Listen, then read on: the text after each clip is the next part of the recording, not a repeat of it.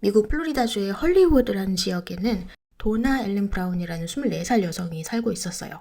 이 도나는 지역병원 수술실에서 테크니션으로 일하고 있었는데요. 일터에서 도나가 성격이 좋기로 유명했어요. 되게 에너지 넘치고 정 많고 힘들어도 항상 밝게 웃고 해서 동료들 사이에서도 평판이 좋았죠.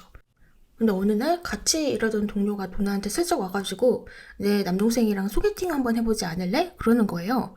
그래서 며칠 뒤에 소개팅남인 마크 윙거를 만나게 됩니다. 이 마크는 도나보다 한 살 연상인 25살이었고요. 마이애미에서 핵 관련 엔지니어로 일하고 있는 남자였어요. 근데 둘이 밥을 먹고 얘기를 나누는데 생각보다 되게 잘 맞는 거예요. 마크가 그냥 보기에는 되게 차분하고 진지한 스타일 같았는데 말하는 게 은근히 웃긴 게 도나의 취향을 딱 저격했고 또 마크도 밝고 활기차고 미소가 아름다운 도나가 완전 마음에 들었죠. 그래서 두 사람은 몇 번의 만남을 더 가진 후에 정식으로 사귀는 사이가 되었고요. 6개월 후에는 결혼 얘기까지 나오게 됐는데요. 도나의 가족들 역시 마크가 굉장히 마음에 들었다고 해요. 이 마크가 되게 깍듯하고 또 예의 바른 모습 때문에 그런 것도 있었지만 도나네 집안이 굉장히 독실한 유대인 가정이었거든요. 근데 이 마크도 똑같이 독실한 유대인 집안 출신이었대요. 그래서 이 점이 가장 플러스 요인이었죠. 이렇게 가족들의 축하를 받으면서 결혼식을 올리고 정식으로 부부가 된 도나와 마크는요. 마크가 일리노이주 정부 산하에 있는 핵 안전부서 소속 엔지니어로 새롭게 일하게 되면서 플로리다에서 일리노이주의 스프링필드 지역으로 이사를 가게 되고요. 도나도 자신의 경력을 살려가지고 근처 메디컬 센터에 메디컬 테크니션으로 일하게 됩니다. 그리고 거기서 디앤 슐츠라는 동료를 만나게 되는데요. 이 도나랑 디앤이 둘이 처음 만날 때부터 너무 죽이 잘 맞았어요. 그래서 금방 친해져서 베프처럼 지내게 됐는데 아내들이 친해지니까 남편들도 자연스럽게 엮이고 해서 도나네 부부 그리고 디앤 부부 이렇게 4명이 일주일에 못해도 2번은 꼭 만나서 같이 밥을 먹는 사이로 발전을 하게 됐어요. 근데 도나가 어렸을 때부터 자기 가족들이랑 되게 끈끈하게 지내면서 자라다 보니까 자기도 얼른 가정을 만들어서 엄마가 되는 게 꿈이었단 말이에요. 그래서 결혼하고 한 6년쯤 지나니까 이제 집도 번듯하게 마련했고 또 둘 다 직장에서 자리도 잡았으니까 슬슬 자녀 계획을 세우게 됐는데 어느 날 도나가 병원에서 정말 청천벽력 같은 소식을 듣게 돼요. 바로 자신이 아이를 가질 수 없는 몸이라는 걸 알게 된 거죠. 그래서 도나와 마크 두 사람은 정말 많은 고심 끝에 태어난 지 얼마 안 된 여자아이 한 명을 입양하게 됐어요. 이 아기한테는 베일리라는 이름을 지어줬고요. 베일리는 도나 인생에서 없어서는 안 될 가장 중요한 존재가 됐죠. 특히 도나의 부모님도 집안에 첫 손녀가 생긴 거니까 너무너무 기뻐하면서 실제로 볼 날만을 손꼽아서 기다리고 있었어요. 근데 마침 도나 남편 마크가 8월 달에 다른 주로 한 2주간 트레이닝을 가야 하는 스케줄이 잡힌 거예요. 그래서 도나가 그때 남편도 없고 하니까 베일리를 데리고 부모님 댁을 방문하면 되겠다 이렇게 생각을 했어요. 그렇게 플로리다에서 며칠간 부모님과 행복한 시간을 보낸 도나는 마크가 집에 돌아오는 날짜에 맞춰서 다시 일리노이로 컴백을 하게 됐고요.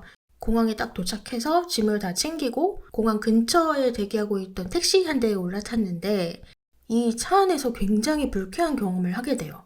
이 운전기사는 로저 해링턴이라는 27살의 젊은 남자였는데요. 진짜 이상한 사람이었어요.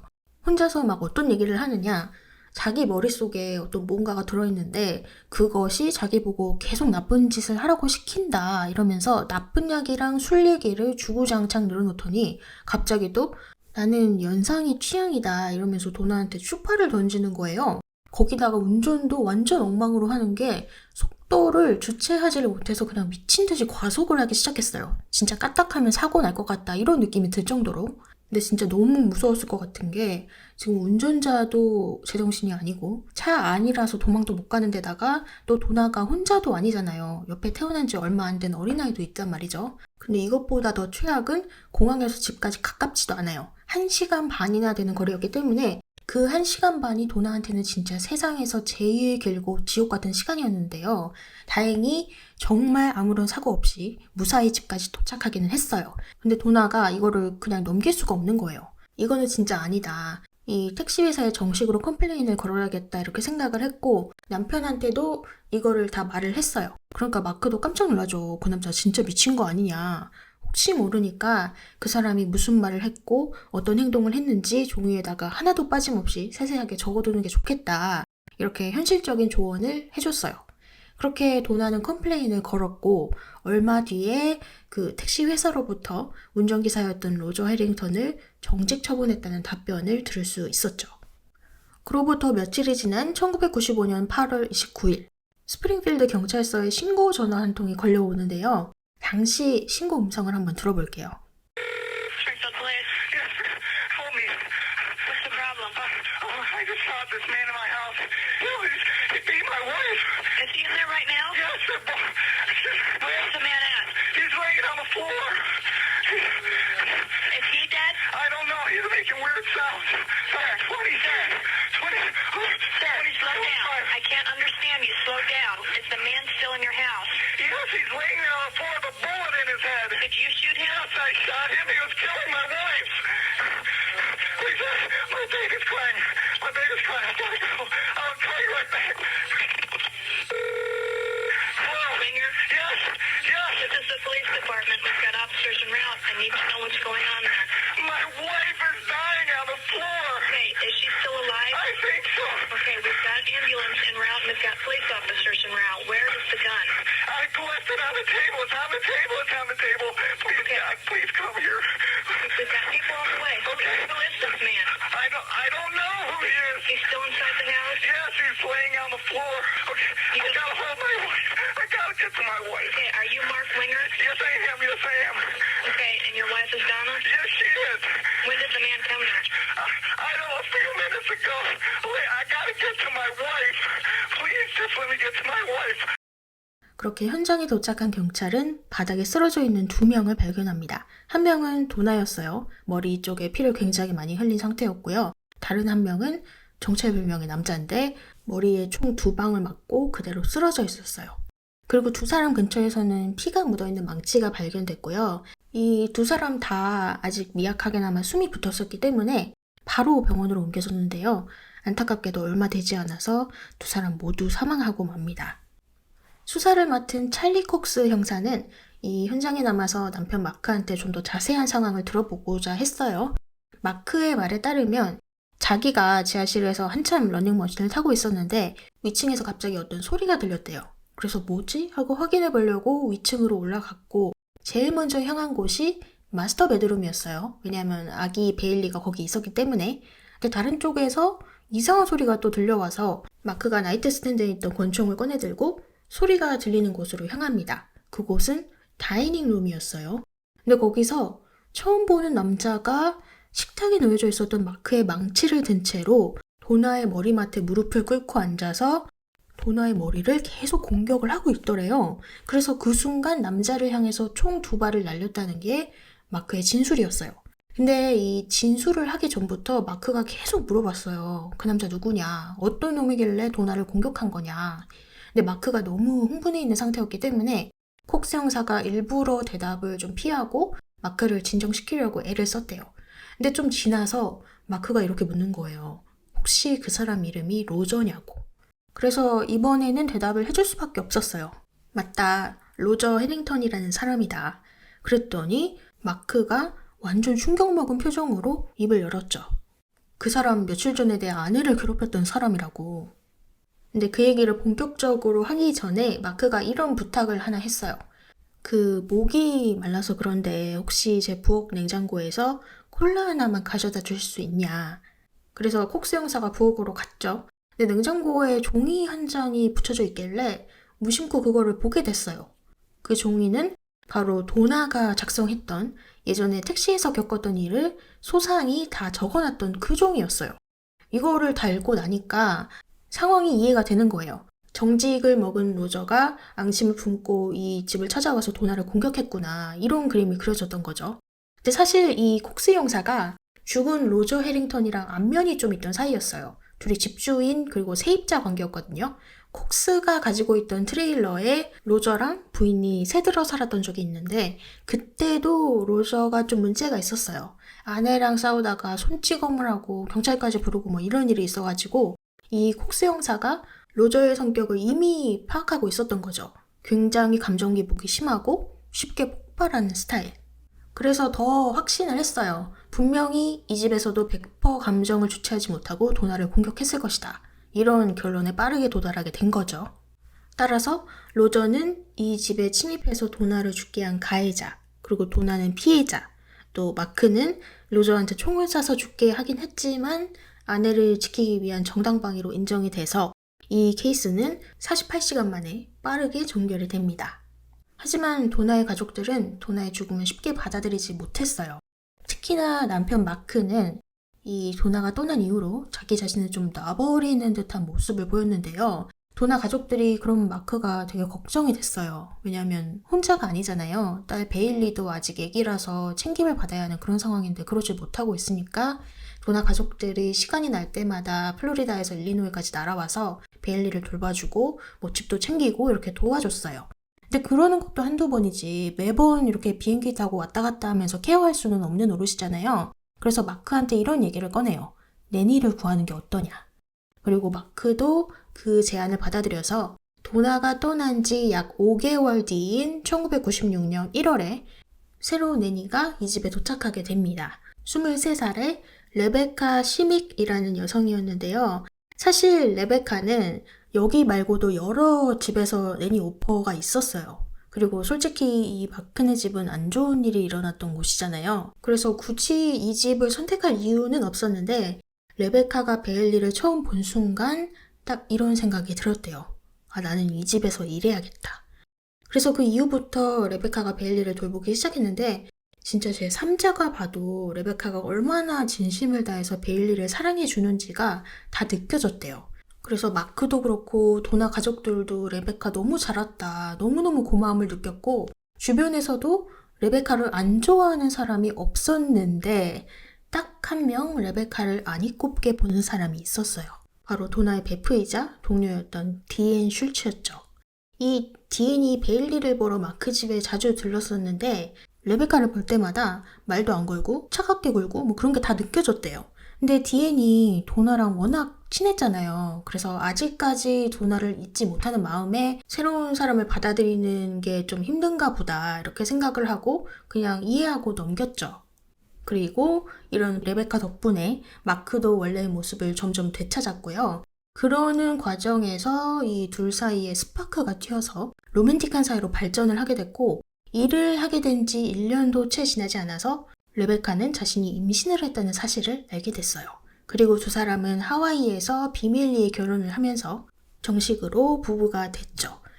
마크는 전 아내였던 도나와의 많은 추억이 담긴 이 집을 팔고 다른 집으로 이사를 하면서 레베카 그리고 베일리와의 새로운 삶을 시작했어요. 근데 진짜 아예 새 사람이 되기로 마음을 먹은 건지 도나의 부모님을 대하는 태도도 전이랑은 좀 달라지기 시작했어요. 이 도나의 부모님이 손녀가 보고 싶으니까 명절 때나 뭐 방학 때 짬을 내서 베일리를 보러 오셨거든요. 근데 하루하루 쑥쑥 커가는 베일리를 볼 때마다 부모님 마음이 너무 아픈 거예요. 베일리는 점점 커가는데 그 옆에 있어야 할 도나가 없으니까 좀 눈물을 흘리고는 했었는데 마크가 하루는 부모님한테 전화를 걸어서 이런 말을 합니다. 이제 그만 오시라고. 그렇게 자꾸 애 앞에서 울고 하는 거 볼 때마다 저도 죄책감이 든다 막 이러면서 베일리한테 이제 할머니 할아버지는 없는 셈 칠 테니까 그냥 여기서 인연을 끝내자는 말을 해요. 그렇게 도나의 가족들을 완전히 끊어낸 마크는 레베카 사이에서 3명의 자식들을 낳고 베일리까지 해서 총 4명의 아이들을 키우면서 아주 북적북적하고 행복하게 살아가는데요. 어느 날 마크가 몸이 좀 아프더래요. 근데 증상이 좀 심각하길래 레베카가 마크를 데리고 급하게 응급실로 갑니다. 근데 그 병원이 옛날에 도나가 일하던 병원이었거든요. 그래서 거기서 정말 오랜만에 도나의 베프이자 동료였던 디앤 슐츠를 거기서 보게 된 거예요. 근데 디앤이 자기들을 딱 보더니 되게 빡친 표정을 짓고 가더래요. 근데 뭐 그런 게 하루 이틀이 아니었잖아요. 레베카 입장에서는 저 사람은 내가 내니로 들어왔을 때부터 나를 별로 안 좋아하더니 여전히 그렇구나. 그냥 또 이러고 넘겨버렸죠. 그런데 며칠 후에 이 스프링필드 경찰서에 예상치 못한 인물이 방문을 하게 됩니다. 바로 디앤 슐츠였는데요. 디앤이 여기서 아주 충격적인 폭탄 발언을 해요. 그게 뭐냐면 마크랑 자신이 로맨틱한 관계였다고 주장을 한 건데요. 정확히 말하자면 도나가 숨지기 한 달 전부터 둘이 만남을 시작했고 도나가 죽고 나서도 몇 달간 그런 관계를 계속 유지했다고 밝힌 거예요. 근데 마크랑 디엔 둘 다 이미 가정이 있는 사람들이었었잖아요. 그래서 디엔은 안 그래도 나 남편이랑 멀어져서 이혼하려고 했었다고. 나는 이혼 도장 찍겠다 이랬는데 마크는 이혼 그거 쉽지 않다. 차라리 도나가 죽는 게 빠를 것 같다. 이런 멍멍 소리를 하더라는 거예요. 근데 그 말을 한 지 얼마 안 돼서 도나한테 그 운전기사 로저 해링턴 일이 터졌고 디의 말에 따르면 마크가 거기에서 아이디어를 얻었대요. 그래서 그 남자를 우리 집으로 불러들여야겠다라고 디엔한테 말을 했다는 거죠. 그래서 디엔이 처음에는 뭔 소리야 설마 했는데 진짜로 며칠 뒤에 일이 터져서 도나와 그 운전기사 둘 다 목숨을 잃게 됐고 그날 이후부터 마크가 너 내가 말한 거 비밀로 하는 거 알지? 이러면서 협박을 하기 시작했대요. 그리고 얼마 안 가서 마크는 헤어지자고 통보를 했고요. 그날 이후부터 디에는 이 죄책감 때문에 몇 번 안 좋은 선택을 하기도 했었고 힘들게 어찌저찌 살아갔었는데 최근에 응급실에 왔던 마크랑 레베카를 보게 되면서 그동안 묻어놨던 기억이 다시 떠올랐던 거예요. 그래서 더 이상은 못 참겠다 이런 생각이 들어서 모든 걸 털어놓기로 결심을 한 거죠. 근데 이렇게 디엔이 폭탄 발언을 하니까 예전에 이 사건을 맡았던 형사들이 멘붕이 왔어요. 이게 대체 무슨 소리냐. 특히 담당 형사 있죠. 콕스 형사. 어떤 기억이 싹 스쳐 지나갔냐면 그때 당시에 이 콕스 형사랑 사건을 같이 담당하던 파트너가 있었어요. 더그 윌리엄슨이라는 형사였는데 사실 그때 더그 형사가 나는 마크가 좀 수상하다. 이 진술 중에 좀 석연치 않은 부분이 있다. 이렇게 의견을 냈었단 말이에요. 왜냐하면 일단은 그 집 현관문이 강제로 열린 흔적이 없었어요. 그러면 문이 잠겨있지 않았거나 아니면 안에서 누가 열어줬거나 둘 중에 하나인데 만약에 문을 열어줬다면 도나가 열어줬겠죠. 마크는 그때 지하실에 있었다고 했으니까. 근데 도나는 로저의 얼굴을 알잖아요. 문을 순순히 열어줬을 리가 없죠. 그러면 문이 원래부터 잠겨져 있지 않았다는 소리가 되는데 당시 이 로저의 차가 그때 마크 집 앞에 세워져 있었고 차 앞좌석에서 메모 하나가 발견이 됐어요. 거기에는 마크라는 이름, 그리고 집 주소, 그리고 오후 4시 40분이라고 적혀져 있었어요. 그냥 이것만 딱 보면은 약속을 메모해 둔 것 같은 그런 내용이잖아요. 그래서 이 더그 형사가 이 메모를 본 상태에서 마크 진술을 들었는데 마크는 이 침입범이 누군지 전혀 모르고 한 번도 만난 적이 없고 4시 30분에 약속이 있었다는 그런 것도 전혀 언급하지 않는 거예요. 그러면 그 메모는 뭔가 이게 좀 걸렸던 거예요. 그 더그 형사는. 근데 그때 다른 정황들이 더 맞아 떨어졌었고 또 콕스 형사가 사실 로저가 범인이 확실하다고 밀어붙인 점이 없지 않아 있었기 때문에 더그 형사도 그 의견에 따를 수밖에 없었는데요. 근데 이 사건이 마무리되고 나서 몇 달 뒤에 마크가 경찰서를 찾아온 적이 있어요. 그때 수사팀이 증거로 가져갔던 자기 권총을 다시 가져가려고. 그래서 그때 콕스 형사랑 잠깐 앉아서 얘기를 나눴던 적이 있었는데 마크가 그 도나 사건은 지금 어떻게 되어가고 있는지 진행 상황을 묻더래요. 아니 이미 케이스가 마무리인 지 한참인데 왜 다 끝난 사건을 캐묻지? 이런 생각이 들었었는데 몇 달이 지나서 마크가 또 한 번 경찰서를 찾아와요. 이번에는 자기 낸이랑 결혼한다고 결혼 소식을 알리려고 온 거죠. 근데 그 태도가 묘하게 거들먹거리고 좀 거슬렸대요. 그래서 콕스 형사가 쟤 좀 이상하다. 어쩌면 더그 형사가 의심했던 게 맞았을 수도 있겠다라고 생각을 해서 둘이 같이 보스한테 가서 이 사건 재오픈할 수 있게 해주십시오 했는데 거절을 당했죠. 새로 증거를 찾아낸 것도 아니고 그냥 너희들의 감 때문이면 그럴 수가 없다. 근데 지금 디엔이 폭탄을 투척하고 갔잖아요. 이 덕분에 이 사건은 정말 이례적으로 끝난 케이스임에도 불구하고 다시 한번 재수사가 시작이 되는데요. 형사들은 예전의 사건 파일들을 다시 살펴보기 시작했어요. 근데 이상한 거는 그때 분명히 증거들을 다 수집해 놨었는데 그게 싹 다 사라져버린 거예요. 알고 보니까 도나가 사망한 뒤에 마크가 이 택시 회사를 상대로 소송을 걸었었거든요. 그거를 준비한답시고 마크 변호사가 증거들을 다 가져가 버렸던 거예요. 그래서 그렇게 증거를 다 줘버린 줄 알았는데 형사들도 까맣게 잊고 있었던 있는지도 몰랐던 증거가 딱 하나 남아 있었어요. 바로 3장의 폴라로이드 사진. 이게 뭐냐면 도나랑 로저가 병원으로 실려가기 바로 전에 현장에 쓰러져 있던 그 모습 그대로를 찍은 사진이었는데요. 이게 아주 결정적인 역할을 하게 됩니다. 왜냐? 형사들이 이 사진 속에서 당시 마크가 했던 진술과 완전히 모순되는 점을 발견하게 됐거든요. 당시 마크가 어떤 진술을 했었냐? 로저 해링턴이 도나의 머리 옆에 무릎을 꿇고 앉은 상태로 도나를 공격하고 있었다. 그리고 자기가 총을 쏘니까 그 남자가 그대로 뒤로 넘어졌고 남자의 발의 위치가 도나의 머리 근처에 있었던 게 기억이 난다. 이렇게 말을 했어요. 근데 사진 속에서 도나와 로저의 몸은 같은 방향을 향해서 누워 있었던 거예요. 그러니까 로저의 발이 도나의 머리 쪽을 향해서 있었다는 마크의 진술이랑 정반대의 상황을 보여주고 있었던 거죠. 이거 말고도 당시의 현장 리포트를 읽어보니까 그때는 몰랐는데 지금 보니까 이상한 점이 한두 가지가 아니었어요. 당시에 그 집 부엌 식탁에서 어떤 게 발견됐냐면 노란색 컵 하나랑 담배 한 갑을 발견했었어요. 이게 나중에 로저의 것으로 밝혀졌는데 사람을 해치기 위해서 집에 침입한 사람이 굳이 자기 개인 물품을 들고 안으로 들어온다? 그거 말고 무기를 들고 왔어야 하는 게 더 맞지 않을까요? 근데 더 이상한 게 무기를 아예 안 가지고 들어온 것 같아요. 왜냐면 로저의 차 안에서 타이어 교체할 때 쓰는 타이어 레버랑 칼 같은 게 발견이 됐는데 이런 무기들을 차 안에 그대로 두고 막상 도나를 공격할 때는 이 집 식탁에 놓여 있었던 망치를 사용했거든요. 그래서 왜 자기 무기를 사용하지 않았는지도 의문이었죠. 재수사를 시작하게 된 수사팀은 여러 사람들을 인터뷰하던 도중에 로저 해링턴이 일하고 있었던 택시회사 사장님한테서 아주 중요한 이야기를 듣게 됩니다. 그때 도나가 로저 해링턴이랑 불쾌한 경험을 하고 난 이후에 정식으로 컴플레인을 걸었잖아요. 근데 그 이후에 또 다른 전화 한 통이 걸려왔대요. 그래서 받아보니까 도나 남편 마크 윙거라는 사람인 거예요. 근데 마크가 그때 일을 또 언급을 하면서 내가 직접 그 운전자라는 사람이랑 만나봐야겠다 이런 말을 하더래요. 근데 보통은 손님들이 컴플레인을 걸고 싶으면 그냥 회사에다가 전화를 하고 말지 이렇게 직접 운전자를 만나고 싶다 이런 경우는 또 처음이었거든요. 그래서 뭔가 느낌이 좀 그렇길래 그거는 제가 운전기사한테 의견을 물어보고 알려드리겠다 이렇게 대답을 했대요. 근데 로저가 당연히 만나보겠다고 제가 그 고객분이랑 잘 해결하고 오겠다고 하면서 자기 번호도 마크한테 그냥 알려주라고 했대요. 아무래도 정직을 당한 상태다 보니까 하루라도 빨리 일터에 복귀하고 싶은 마음이 컸겠죠. 그러고 나서 바로 마크한테 전화가 왔대요.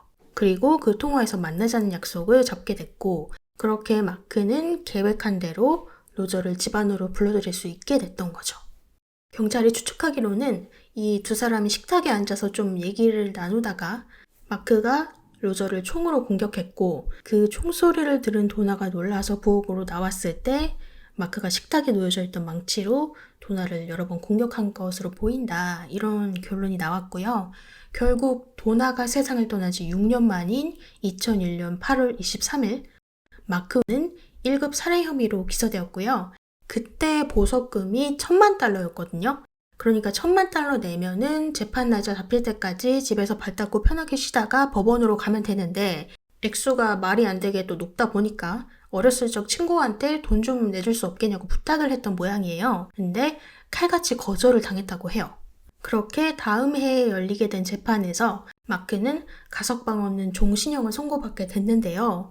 이 종신형을 끝으로 이야기가 끝나면 좋았겠지만 3년 후에 감옥 안에서 또 사고를 칩니다. 마크가 누군가를 없애기 위해서 몰래 히트맨한테 의뢰를 하려고 하다가 걸린 건데 그 누군가가 누구냐 하면은 2명이에요. 한 명은 디앤 슐츠, 그리고 나머지 한 명은 그 자기 보석금 내주는 거 거부한 어린 시절 친구였대요. 진짜 찌질하고 뒤끝도 엄청난 사람이죠. 그래서 이 혐의로 35년형이 더 추가가 됐죠. 이렇게 마크가 법의 심판을 받은 뒤에 당시 담당 형사였던 콕스 형사는 무고한 로저 해링턴을 가해자로 만든 점에 대해서 당시 자신의 판단이 옳지 않았다 이렇게 인정을 했고요. 마크가 재판에서 유죄 판결을 받음에 따라서 로저 역시 무고한 피해자로 공식적으로 인정을 받았어요. 그래서 그동안 상상도 못할 많은 고통을 받았던 해링턴의 유가족들은 드디어 심리적인 위안을 받았다고 하고요. 이 마크의 아내인 레베카도 마크의 본 모습을 알고 나서 엄청난 충격을 받았었는데 그런 사이코 같은 사람의 성으로 더는 살고 싶지 않아서 원래 결혼하기 전에 성인 시믹으로 다시 성을 바꿨고요. 아이들 성도 다 바꿔줬어요. 그리고 첫째 딸인 베일리가 애기였을 때 마크가 도나 부모님이랑 못 만나게 하려고 아예 인연을 끊어버렸잖아요. 근데 레베카가 다시 베일리랑 도나 부모님이랑 연결될 수 있도록 엄청나게 애를 썼다고 해요. 그래서 덕분에 베일리도 다시 할머니, 할아버지랑 만날 수가 있게 됐고, 마지막으로 도나의 부모님은요, 병원이를 사랑했고 또 아이들을 사랑했던 도나를 기억하고자 하는 마음에 약 4만 달러의 모금액을 가지고 플로리다 할리우드에 있는 한 병원 내에 어린이를 위한 공간을 만들었어요. 이름은 도나스 플레이룸. 그리고 도나스 펀드라고 해서 기금도 만들어서요. 이 미국 내 가정폭력 피해자들 그리고 그 자녀들을 지원하는 데 사용할 수 있도록 도와주는 활동을 꾸준히 하고 계시다고 하네요. 이렇게 도나 가족들의 근황을 끝으로 오늘의 이야기를 마무리하도록 하겠고요. 어떻게 들으셨는지 의견도 많이 남겨주세요.